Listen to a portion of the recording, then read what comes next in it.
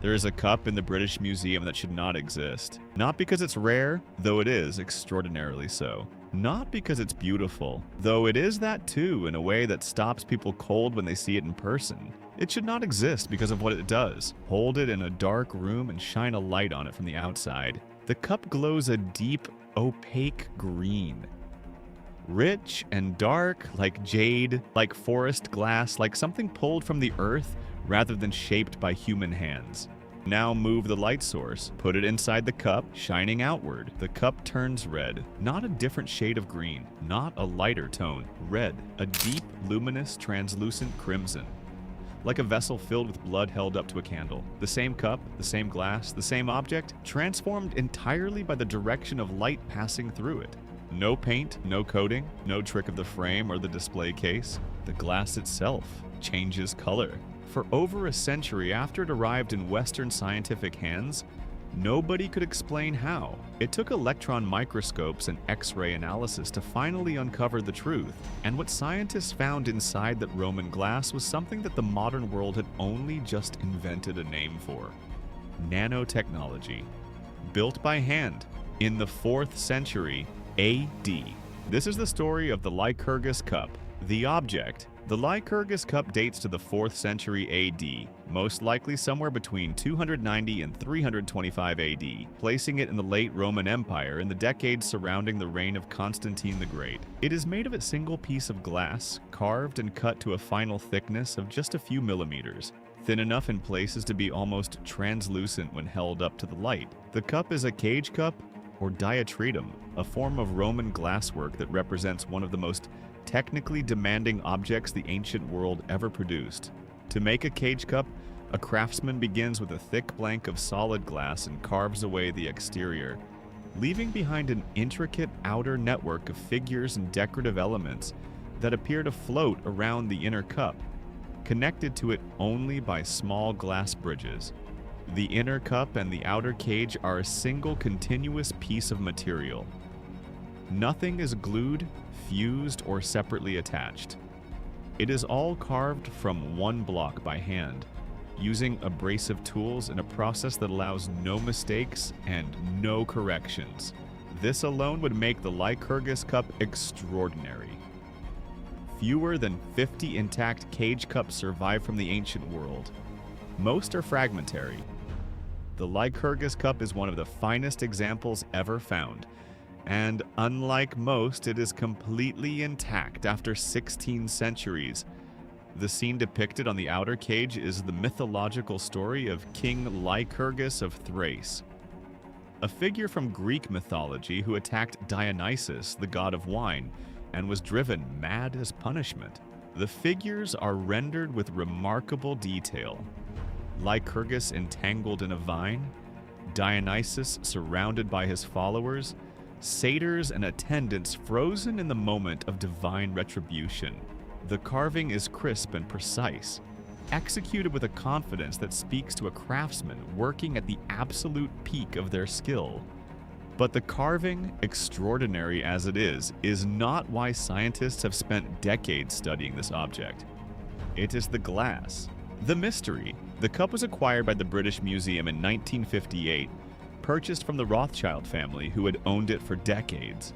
Almost immediately, the curators noticed the color-changing property, the dramatic shift from green to red depending on how light passed through the glass. This phenomenon has a name, dichroism, from the Greek for two colors. Dichroic materials appear different colors depending on the angle or direction of light passing through them. It occurs in certain natural crystals, and in some modern optical materials, manufactured specifically to produce this effect. It had never been documented in ancient glass. For decades, the mechanism behind the cup's dichroism was unknown. Analyses conducted in the mid-20th century suggested that the glass contained trace amounts of metals. Gold and silver had been detected, but the quantities were so small as to seem insignificant. Surely a few parts per million of metal contamination couldn't explain a color change this dramatic and this complete.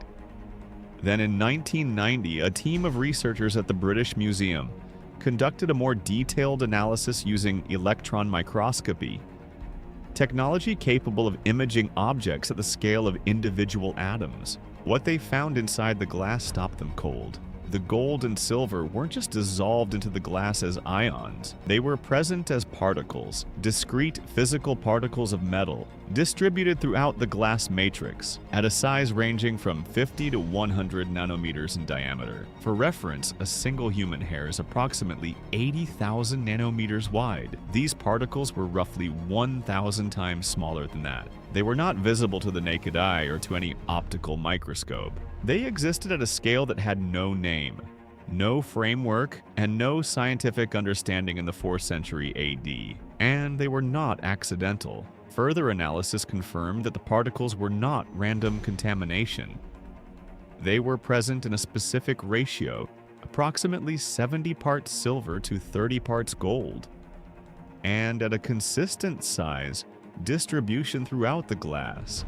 Something about the manufacturing process had produced this exact configuration, reliably enough to create a color-changing effect that has survived 16 centuries without degrading.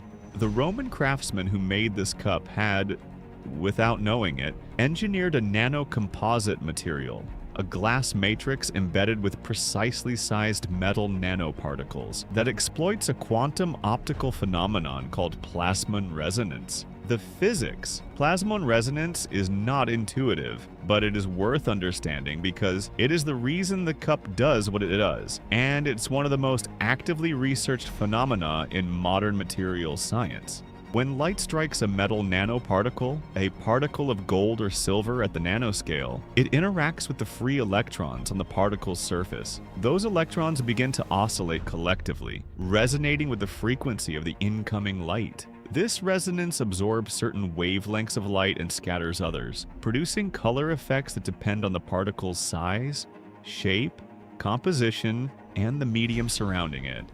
At the nanoscale, gold is not gold-colored, silver is not silver-colored. A 50 nanometer gold particle suspended in glass appears red in transmitted light and green in reflected light because of the specific wavelength its surface plasmons absorb and scatter. This is exactly what is happening inside the Lycurgus Cup. When light hits the cup from the outside, it reflects off the embedded nanoparticles. The particles scatter green wavelengths back toward the viewer.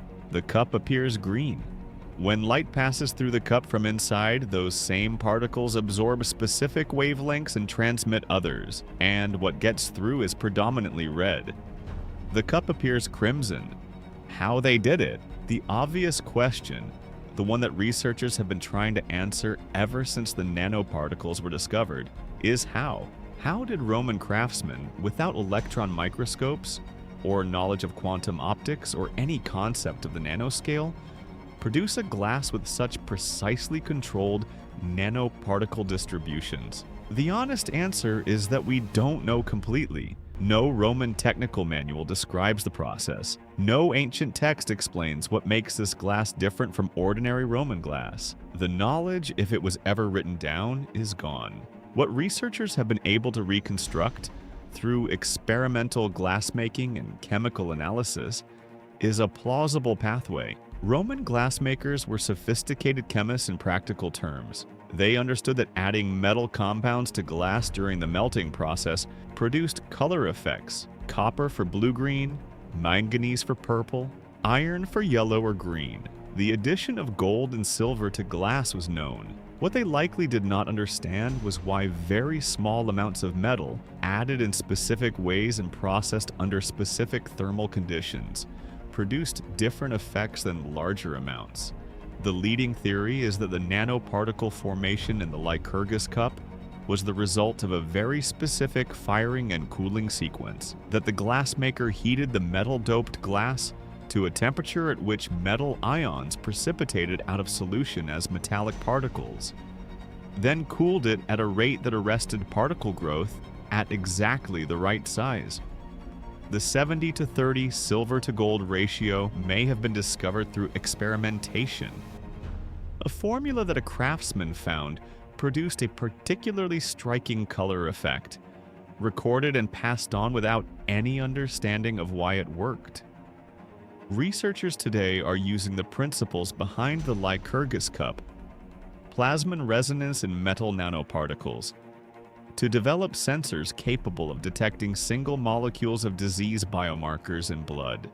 The same physics that makes the cup turn red in transmitted light can be used to detect the presence of specific proteins at concentrations of a few parts per billion.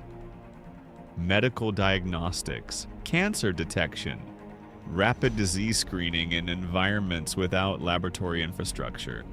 It all traces back in a direct and unbroken line to a Roman glassmaker who found a formula that made a beautiful cup, and to the particles inside it, invisible to every eye that ever looked at it, doing their quantum work in silence for 1,600 years. The ancient world was not waiting for us to catch up. It was already there.